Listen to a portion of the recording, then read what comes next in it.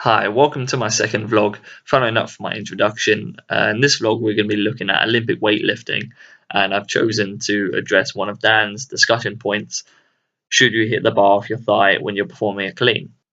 And in order to answer this question, I'm going to analyze some video footage of me performing a power clean with both a brush and a hit technique, and I'm going to try and identify any differences between the lifts, looking particularly at the bar path, my movement, the control I have of that movement, and if different techniques influences the success I have.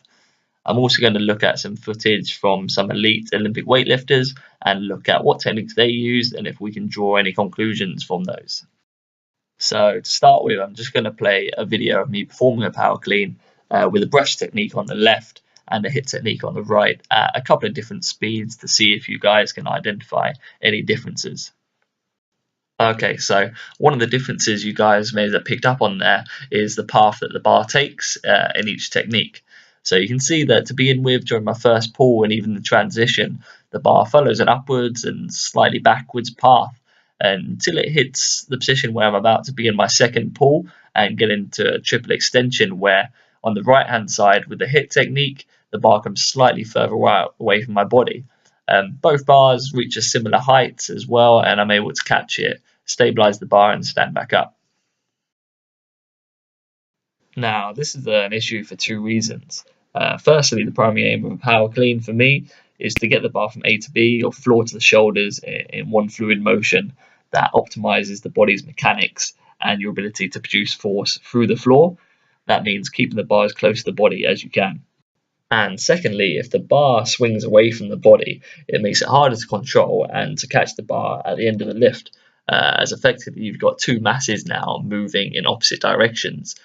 Also, if we consider my movement throughout the lift, paying particular attention to the hips, you can see that both follow a similar path to begin with until we get to that same point where on the left-hand side with the brush technique, I'm using my hips more of a pivot point and literally scooping the bar upwards, whereas on the right side, it's almost a case of my hips coming into the bar and the bar coming to my hips, resulting in the bar moving forwards as well as upwards.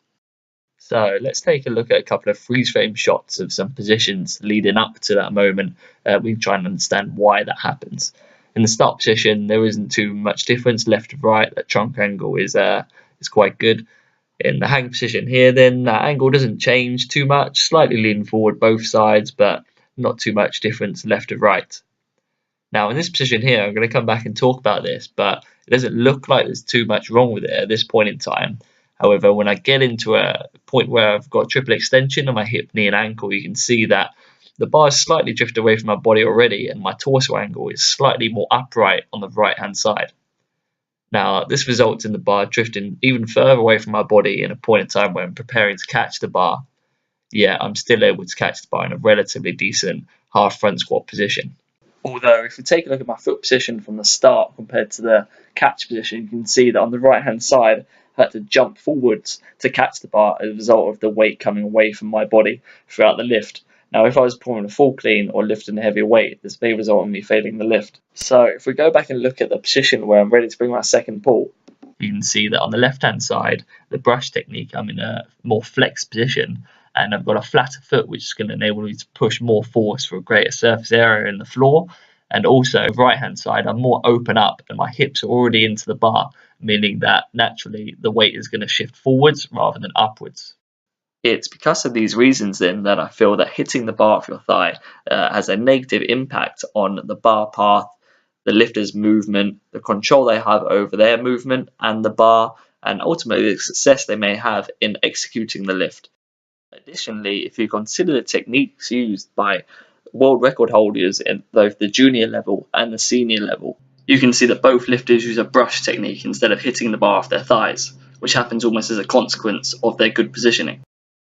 The next question then is what you can do to stop yourself or an athlete you may coach from hitting the bar off their thighs. Just like many other skills, I think breaking it down and building it back up is a good tool. You can isolate certain parts of the lift that they may struggle with, particularly the transition into that second pull, which we know is a crucial time. All of which you don't have to use a weight on the bar. You can incorporate into warm-ups, into some kind of bar complex. You can always use constraints to prevent the bar from coming away from the lifter's body as well.